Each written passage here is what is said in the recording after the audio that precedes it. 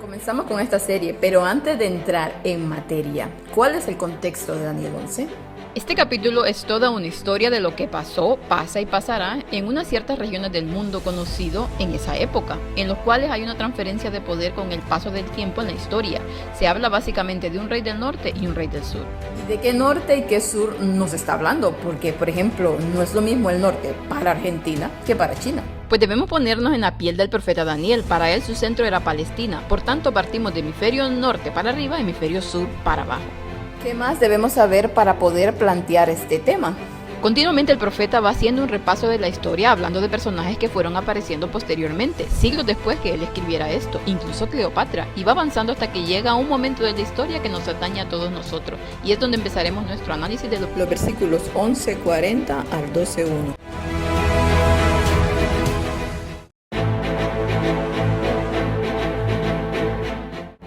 Que enseña que casi todo el capítulo de Daniel es historia, pero que luego a partir del 45 es espiritual. ¿Es así? No, si bien es cierto que siempre hay una parte espiritual en la Biblia, en este caso la interpretación es literal y ya veremos por qué. ¿Qué nos dice el versículo 40? Pero al cabo del tiempo el rey del sur contenderá con él y el rey del norte se levantará contra él como una tempestad, con carros y gente a caballo y muchas naves, y entrará por las tierras e inundará y pasará. Comencemos con al cabo del tiempo. ¿Qué tiempo? ¿Qué nos quiere decir aquí? Para saberlo veamos distintas versiones de la Biblia, porque a veces una sola palabra cambia completamente el significado. La Biblia de Jerusalén dice, pero al tiempo del fin, Dios habla hoy, cuando llega el momento del fin, y la Nacarcolunga al fin de los tiempos. Entonces concluimos que al cabo del tiempo es nada más y nada menos que el tiempo del fin, el que ya llevamos viviendo hace algunos años. Mañana ya empezaremos a ver quién es el rey del norte y el del sur. El versículo 40 nos decía que el rey del sur contendería con el rey del norte y el del norte se levantaría contra él con todo lo que tiene e inundaría todas las tierras del sur. ¿Qué significa todo esto? Antes de saber quién es el del norte y el del sur, veamos que aquí nos habla de contienda, o sea, guerra. Recordemos ciertas cosas que hablábamos en los vídeos sobre el billete del dólar. Mencionamos al nuevo orden mundial, que la mayoría de los presidentes de Estados Unidos, como Bush padre, Bush hijo, Clinton, etc., así como los papas últimos y políticos reconocidos religiosos lo han mencionado. Pero ahora se preguntarán, ¿qué tiene que ver esto con lo que estamos hablando? Pues según el expresidente Bush, el nuevo orden mundial viene a ser lo que nosotros decimos se hace. Recordemos que esta frase aparece en el billete del dólar. Veremos que la masonería tiene mucho que ver con todo esto que dice el profeta Daniel. Que en lo que tiene que ver con el rey del norte, la masonería tiene una parte muy importante. En el siguiente vídeo ya veremos claramente quién es el rey del norte. Hablábamos del nuevo orden mundial, por ende masonería, pero ¿cómo encajamos todo esto con el rey del norte? Las profecías nos hablan de que habrá un gran poder en los tiempos finales. Alguien tendrá mucho poder y no solo será un poder de un solo elemento, sino que será una triple alianza. Entonces, ¿cuál sería esta triple alianza? Es una unidad de tres poderes distintos. Tienen un brazo ejecutivo y militar y al mismo tiempo tiene unas leyes civiles aplicadas a las naciones cristianas. Tiene un brazo espiritual y estos vendrían a ser Estados Unidos, el brazo militar, y el Vaticano, el brazo espiritual. Y estos a su vez están unidos por algo. ¿Y cuál sería este poder que los une? Pues ya hemos dicho algunas cosas anteriormente sobre esto. La masonería, que forma parte de las sociedades secretas, y en la Biblia esto equivale a espiritismo, y eso lo podemos comprobar ya que la masonería está plagada de cuestiones satánicas y simbolismos espiritistas. Iremos viendo cómo este poder se dedica a unir a los otros poderes.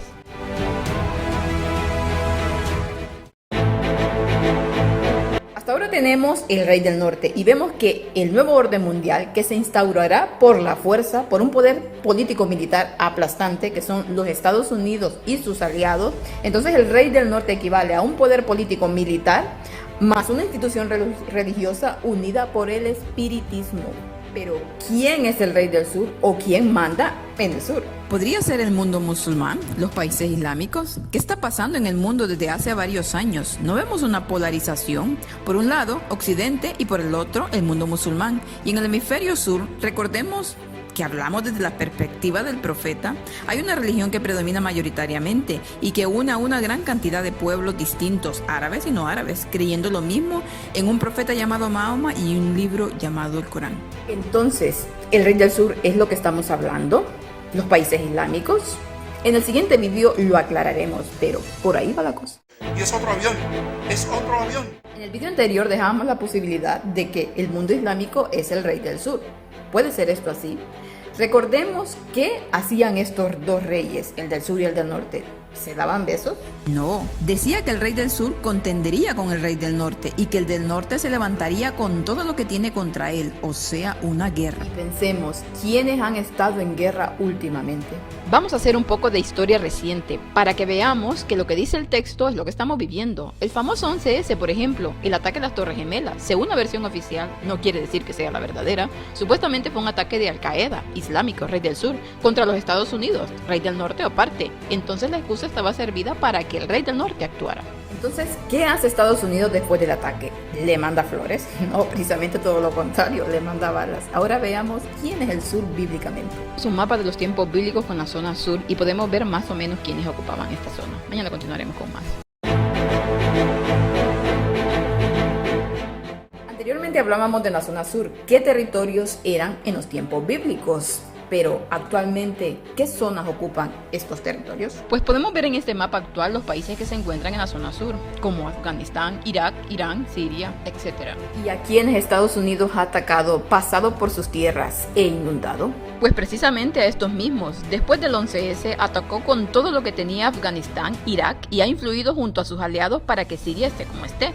Y la constante fricción con Irán no cesa. Y dice el versículo 40 que los invade, los atraviesa. Quiere decir que no se queda ahí, va con un objetivo y lo que está haciendo es barrer los países islámicos. Ahora nos queda claro que el rey del sur son precisamente estos mismos. Ya hemos definido el versículo 40 y hemos visto quién es el rey del norte y el rey del sur. Próximamente analizaremos el versículo 41. No te lo pierdas.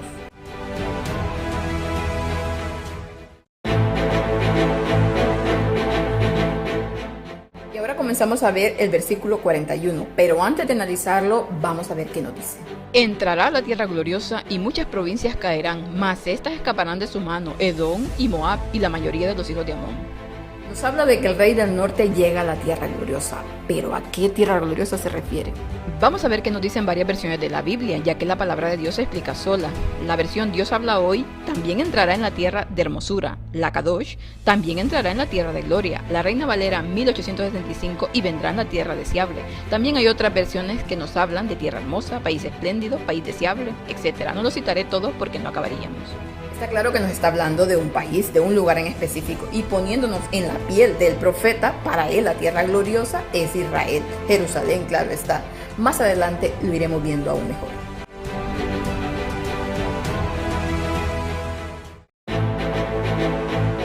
Continuando con nuestro tema, hemos visto que la tierra gloriosa que habla el versículo 41 es Israel y estamos viendo que en este lugar está pasando algo. ¿Qué es? Pues el conflicto judío-palestino y los habitantes de esa misma zona. Este conflicto lleva años y el versículo nos dice que el rey del norte llegaría ahí. El expresidente de Estados Unidos, Bush, dijo: emplearemos el poder militar para proteger a nuestro aliado Israel. Y no solo él se ha declarado amigo de Israel, sino también cada presidente que lo ha sucedido. Pero no solo los presidentes y políticos hablan de su apoyo a Israel, también hay otro grupo. ¿Quiénes son? Son el mundo cristiano protestante de Estados Unidos. Ellos trabajan con un propósito para apoyar a Israel y dicen que los judíos son el pueblo elegido de Dios, pase lo que pase. Según cuentan sus profecías, los judíos deben volver a su tierra y entonces va a aparecer el Mesías. Y todos juntos, convertidos al cristianismo, van a adorar en un sitio que es el Monte Glorioso y Santo, donde actualmente está la mezquita de Al-Aqsa, donde tiempo atrás estaba el templo judío. El rey del norte está claramente vinculado a Israel, entonces no cabe duda que es la tierra gloriosa. En el siguiente vídeo veremos más.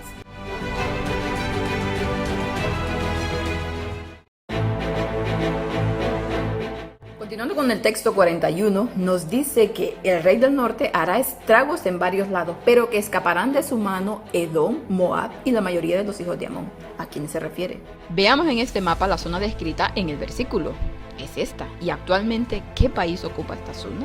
Pues Jordania. Seguro que es Jordania. Pues vamos a ver si la historia lo demuestra. Los moabitas, cuyo territorio se conocía como Moab, era un pueblo semita que vivía al este del mar Mediterráneo, en la actual Jordania. El reino de Edom estuvo al suroeste de la actual Jordania, que ocupó también parte del sur de Israel desde aproximadamente el siglo XI hasta el siglo III a.C.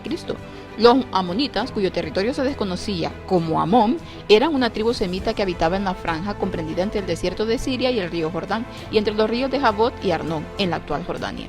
Ya hemos comprobado que cuando se refiere a Edom, Moab y Amón, nos está hablando de Jordania. Y mañana veremos el por qué escapa esta de la garra del rey del norte.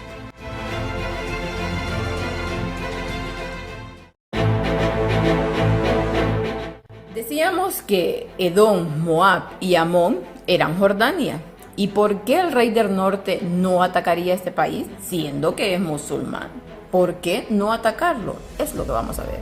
Pues para saberlo, veamos esta declaración de un señor llamado Walid Fares, nacido en el Líbano y educado por los jesuitas. Casualidad, ¿no? La causa raíz, dice él, de la acción islamista contra Jordania es esta. Los hachemitas son musulmanes moderados, probablemente los más exitosos a la hora de distanciar su religión del barbarismo de Zarqawi.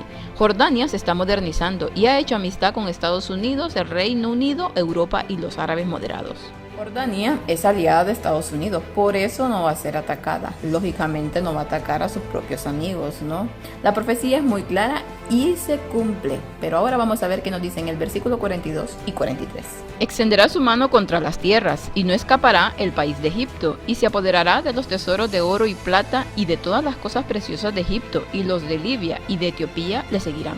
Y en el próximo vídeo vamos a ver qué significan estos versículos.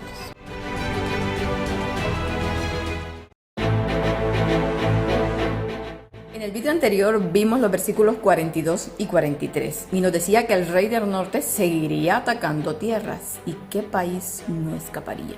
Lo dice claramente, Egipto. ¿Y por qué? Vamos a ver qué recursos tiene Egipto: petróleo, gas natural y oro. Vamos viendo por dónde van los tiros. Ahora bien, ¿qué otros países nos menciona? Libia, ¿qué recursos tiene este país? Petróleo, gas natural, más de lo mismo. Vemos que también nos habla de Etiopía, pero ¿qué Etiopía? Es la que nos imaginamos, donde la pobreza es extrema. Entonces, ¿para qué atacarla? Pero no se refiere a esta Etiopía, sino a la antigua Etiopía. Pero, ¿hay una antigua? Claro, tiene otro nombre en la actualidad y corresponde a Yemen. Veamos lo que dice la historia. El reino de Saba, nos acordamos de la reina de Saba que visitó a Salomón, mencionado en el Antiguo Testamento, es en ocasiones identificado como Etiopía, pero es más frecuente la opinión de que estaba situado en Yemen, como afirma la tradición árabe. En el video siguiente veremos por qué ataca ese país.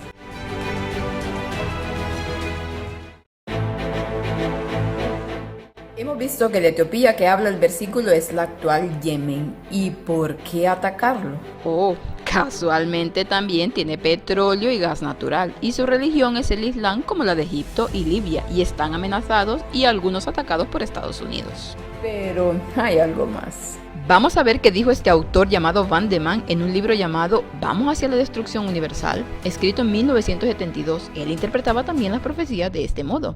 Regresemos por un momento al estratégico Medio Oriente. Encontramos ahí algunos de los depósitos químicos más valiosos, algunos de los yacimientos petrolíficos más ricos que existan. En varios de los países más pobres del mundo se está realizando la mayor caza de tesoros de los tiempos modernos. Centenares de metros debajo del Golfo Pérsico se encuentra una de las reservas de petróleo más grandes del mundo. Todo esto significa ganancias fantásticas y transforma estas tierras tranquilas en áreas comerciales y políticas estratégicas. Más claro ni el agua, ¿no? Si nosotros cogemos estos textos como espirituales, no nos estamos enterando del momento en que estamos viviendo en la profecía. Por eso hay que interpretarla como es. Mañana continuamos con más.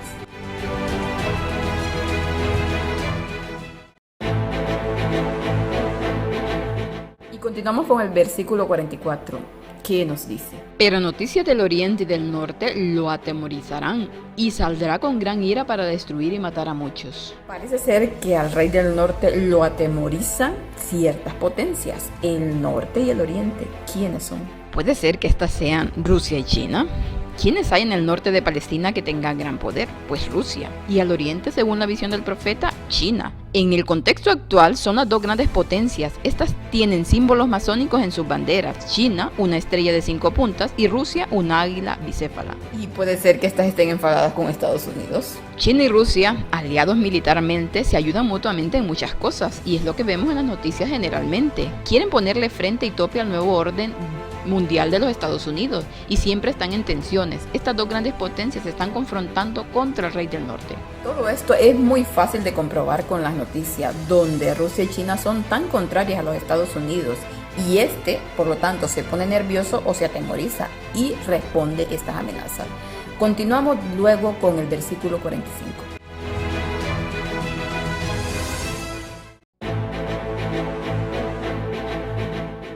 Y ya estamos llegando a la recta final de este interesante tema, pero nos falta ver qué nos dice el versículo 45. Y para ello utilizaremos la Reina Valera actualizada 1979, que es muy clara con respecto a este versículo. Y plantará las tiendas de su palacio entre los mares, en el monte deseable de su santuario, vendrá hasta su fin y no tendrá quien le ayude. ¿Y qué significa todo esto? Plantará las tiendas, o sea, su trono entre los dos mares. ¿Y qué mares? Lógicamente, según la visión del profeta, el Mar Muerto y el Mar Mediterráneo. Pero aún es más específico de dónde exactamente colocará su trono. Nos dice en el monte deseable de su santuario. ¿Qué monte? Pues el santuario que tenían los judíos antes. Era el templo que hoy ya no existe, y en su lugar está la mezquita de Al-Aqsa, y ahí va a estar su palacio. O sea que ya se pueden ir preparando los palestinos, porque harán lo que sea para que ese tercer templo se levante. Ya veis lo que está pasando en estos últimos días precisamente con este tema. Y mañana continuamos descifrando este versículo para que quede aún más claro quién es el que se sentará en ese trono.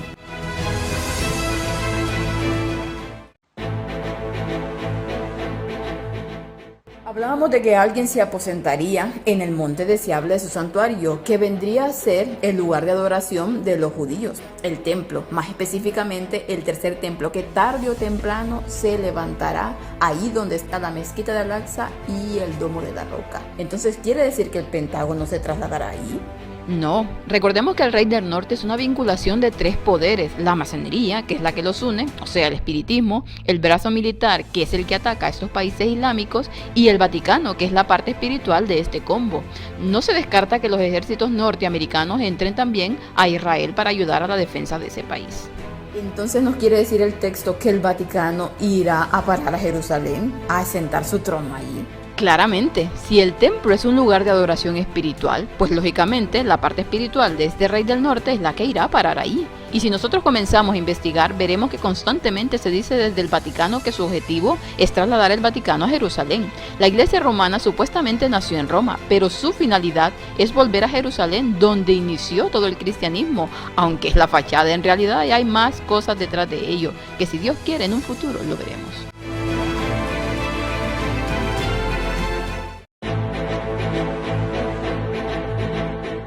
Llegamos a la parte final ya de este tema. Nos queda por hablar de Daniel 12:1.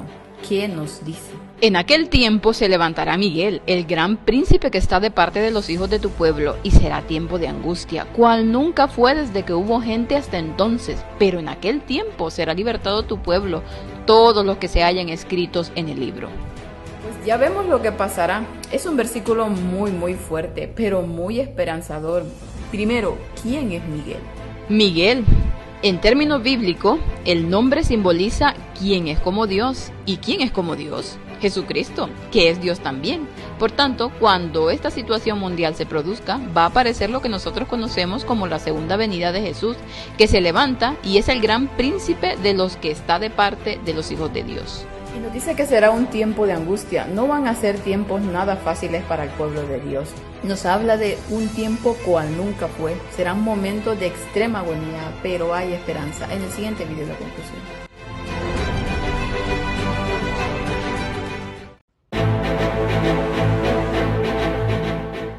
Llegamos al último vídeo ya de esta serie, al fin. Hablamos de Daniel 12:1 y vimos que sería un momento impresionante, pero cuando todo esté al límite, ¿qué va a suceder? El pueblo de Dios va a estar en problemas por guardar la ley de Dios y específicamente por guardar el cuarto mandamiento que nos habla del sábado. Es el día de reposo de Dios y del ser humano, y no el domingo como la mayoría cree. Y esto ya lo iremos viendo en temas posteriores. Y nos termina diciendo que en aquel tiempo de angustia será libertado tu pueblo.